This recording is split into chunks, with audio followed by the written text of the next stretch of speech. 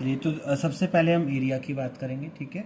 Area में जैसे 1 metre by 1 metre by 1 metre का एक स्क्वायर अगर हम ले लेते हैं तो उस केस में जो उसके अंदर सरफेस है ये सरफेस 1 मीटर स्क्वायर होता है, ठीक है।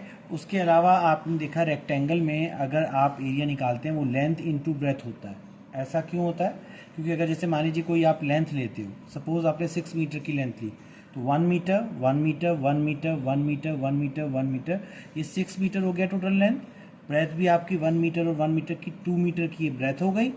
तो आप क्या करते हो, लेंथ इनटू ब्रेथ, यानी कि 6 टू 12 मीटर स्क्वायर आपका एरिया बनता है। तो अगर आप वर्टिकल लाइंस बनाएं 1 मीटर के गैप में और एक हॉरिजॉन्टल लाइन बनाएं, तो आप देखेंगे कि यहाँ पर कितने टोटल मिलाकर आपके स्क्वायर बनते हैं, 1 2 3 4 5 6 ऊपर है और 6 नीचे, तो 6 + 6 इज 12 मीटर स्क्वायर। तो again we are getting the same answer, चाहे आप लेंथ इनटू ब्रेथ करिए 6 2 12 या आप इन बॉक्सेस को काउंट कीजिए, you will get the same area. इसीलिए इसका फॉर्मूला जो है लेंथ इनटू ब्रेथ कर दिया गया। ऐसे ही बाकी फॉर्मूले भी बने हैं। अब अगर हम बात करते हैं रेक्टेंगल की, तो रेक्टेंगल में लेंथ और ब्रेथ होती हैं, दोनों डिफरेंट होती हैं।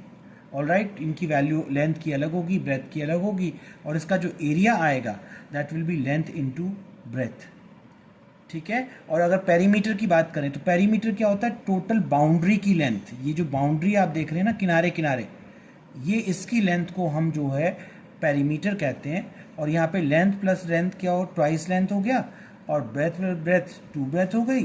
तो अगर 2 कॉमन ले लें यहाँ बाहर तो लेंथ प्लस ब्रेथ ही भी अंदर बचेगा। तो ये पेरीमीटर का फॉर्मूला बन गया। जैसे एग्जांपल ले लें 5, अगर ये लेंथ है, ब्रेथ अगर मान लीजिए 3 है किसी रेक्टेंगल की, तो 5 + 5 10 हो गया, 3 + 3 6 हो गया, 10 + 6 16 होता है। तो बजाय कि आप ऐसे करके इन सबको जोड़ें, आप क्या कर सकते हैं कि आप इन दोनों को लेंथ और ब्रेथ को ऐड करके इसका ट्वाइस कर दीजिए, that is twice of length plus breadth. तो 2 × 5 + 3 इज 8, 8 2 जा 16। तो ये आ गया आपका पेरीमीटर।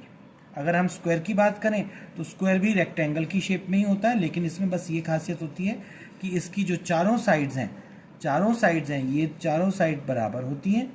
तो अगर इसका एरिया की बात करें तो ये आपका क्या होगा, साइड इनटू साइड। जैसे यहाँ लेंथ इनटू ब्रेथ होता है, यहाँ पे साइड इनटू साइड हो जाएगा, क्योंकि साइड सारी बराबर है।